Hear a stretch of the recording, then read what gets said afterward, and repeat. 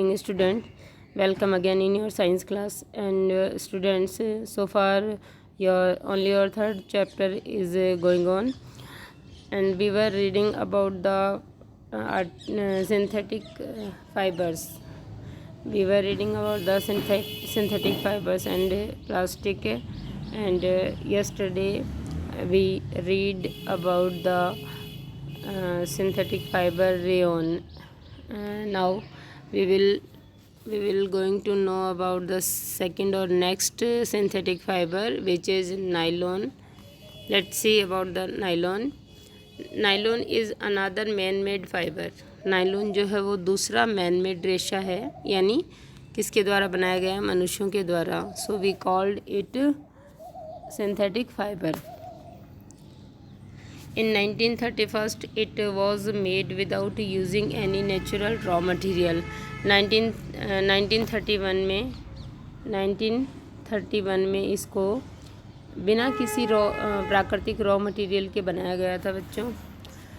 Means from plant और animal, यानी कोई भी ऐसा रॉ मटेरियल जो प्लांट्स और एनिमल से मिलता है वो इसके अंदर इन्वॉल्व नहीं है. It was prepared from coal, water and air. ये जो है हवा से, कोयले से और पानी से बनाया गया है. It was the first fully synthetic fibre, और ये पूरी तरह से पहला कृत्रिम रेशा है. पूरी तरह से पहला कृत्रिम रेशा है.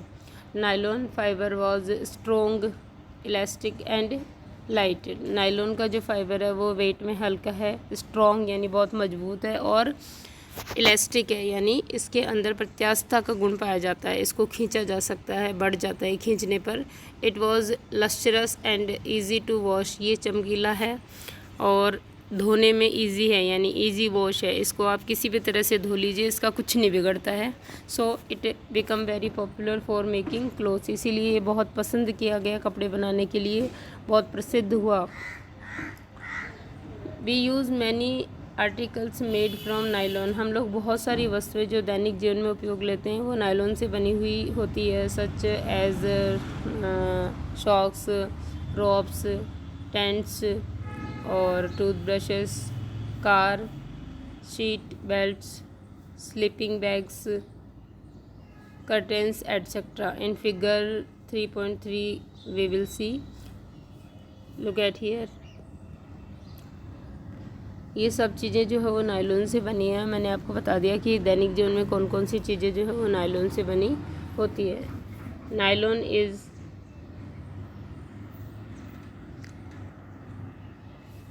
Is also used for making parachutes. मतलब ये देख लीजिए आप, रेशा कितना स्ट्रोंग होता है ना. It is so strong that we can use it in for making parachutes and ropes for rock climbing in figure 3.4. देखो आप figure 3.4. look at here. it is the parachute है ना, by making of nylon, and it is the rope. go ahead. A nylon thread is actually stronger than a steel wire. मतलब ये बहुत strong होता है. एक नायलॉन जो thread है वो इतना स्ट्रॉन्ग होता है, ये उससे भी ज़्यादा स्ट्रॉन्ग होता है जितना कि एक स्टील वायर स्ट्रॉन्ग होता है. So we do activity 3.1. What is the activity 3.1? Let's see. Take an iron stand with a clamp. एक क्लैम्प सहित आयरन स्टैंड, लोहे का स्टैंड लेना है आपको. Take a cotton thread of about 60 centimetre length, और 60 सेंटीमीटर लेंथ हो जिसकी, ऐसा एक सूती धागा बांधना है इसके एक सिरे से. Tie it to the clamp so that it hangs freely from it as shown in figure 3.5. और इसको क्लैम्प के या स्टैंड के एक सिरे से इस तरह से बांधिए कि ये चित्र 3.5 में दिखाए अनुसार उसका एक सिरा जो है वो फ्री रहे. एट द फ्री एंड, और इस फ्री सिरे पर या इस स्वतंत्र सिरे पर सस्पेंड. ये देखिए, look at here.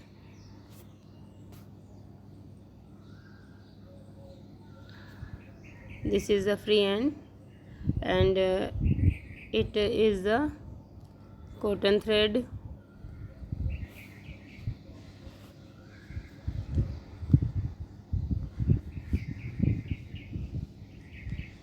and suspend a pen so that weight can be placed in it। और इसके फ्री सिरे पर जो हमने कॉटन का धागा बांधा था उसके अंदर हमें एक पलड़ा, एक पेन लटकाना है ताकि उसके अंदर वेट या बाट रखे जा सकें, ठीक है, वज़न रखा जा सके। Add weight 1 by 1 till the thread breaks.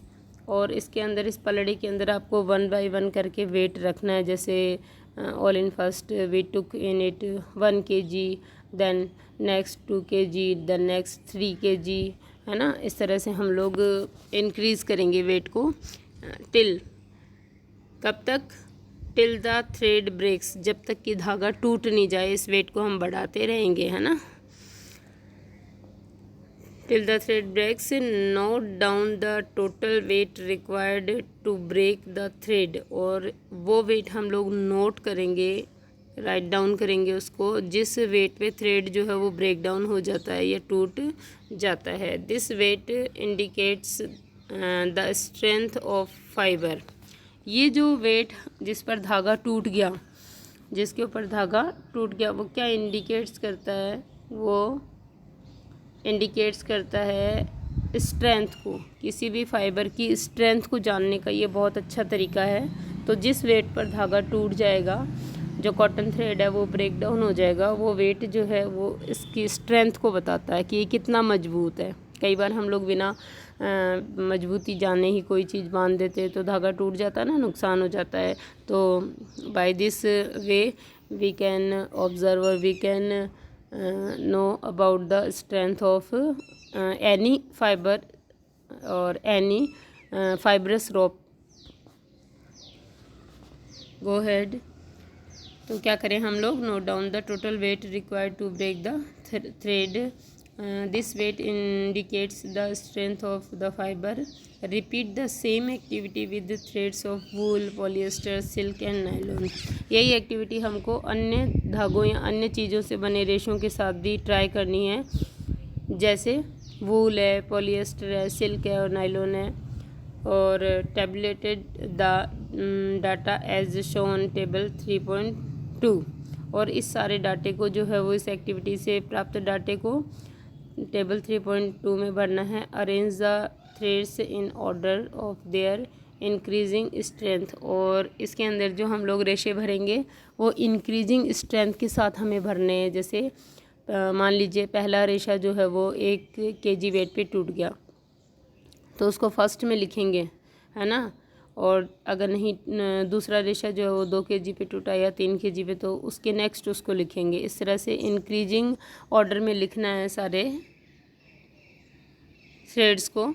So we will see the table 3.2। Look at here, first column is serial number, second column is type of thread और फाइबर, नाम लिखना है यहाँ आपको कौन सा फाइबर आप ले रहे हो। And third column is total weight required to break the thread. जैसे फर्स्ट कॉलम में क्या लिखा आपने, कॉटन, तो इस एक्टिविटी 3.2 करनी है और ये कितने वेट पे टूटना है वो यहाँ पर आपको लिखना है, हियर इज़। इसी तरह वूल के साथ एक्टिविटी कीजिए। इसी तरह next activity will do with the silk and third with the nylon etcetera. आप इसी तरह कई रेशों के साथ में कर सकते हैं। उस टेबल को इंक्रीज़ कर सकते हैं हम लोग यहाँ से। We can increase the table in length. You may use a hook और a nail on the wall for hanger the fibres and a polythene bag at the other end. आप जो है वो इस अगर आपके पास में स्टैंड अवेलेबल नहीं है तो आप एक हुक की सहायता से रस्सी को जो है वो कहाँ टांग सकते हो, कील पे टांग सकते हो या घर में बनी खूंटी पर टांग सकते हो, ठीक है। और उसके एक एंड पर क्या बांध सकते हो आप, थैली बांध सकते हो वेट रखने के लिए। थ्रेड के एक फ्री एंड पर थैली बांध सकते हो। Polythene bag at the other end. In place of weight you may use marbles और पेबल्स ऑफ सिमिलर साइज़। और वेट के रूप में जो है आप कांच के बने कंचे या जो गोटियाँ होती है पत्थर की सेम साइज़ की उनको यूज़ ले सकते हो। प्रिकॉशंस क्या रखने हैं आपको इस एक्टिविटी में? Note that all threads should be of the same length and almost of the same thickness. जितनी भी चीज़ों के रेशे आप यहाँ लोगे स्ट्रेंथ जानने के लिए, उनकी सबकी लेंथ सेम होनी चाहिए, यानी लंबाई सेम होनी चाहिए, और उनकी मोटाई भी सेम होनी चाहिए। Otherwise actual strength we can't found actual strength. ठीक है, तो ये प्रिकॉशन आपको रखना ही है students. The next synthetic fibre will study in your next video. Okay, और ये जो जितने फाइबर्स मैंने आपको पढ़ाए हैं सिंथेटिक फाइबर, कल मैंने एक पढ़ाया था, आज मैंने एक पढ़ाया है और एक्टिविटी कराई है आपको। तो ये टेबल और दोनों फाइबर्स जो है you will do in your notebook. और नेक्स्ट फाइबर जो हम लोग वी विल स्टडी और we will know about the next fibre in your next video on tomorrow. Okay students.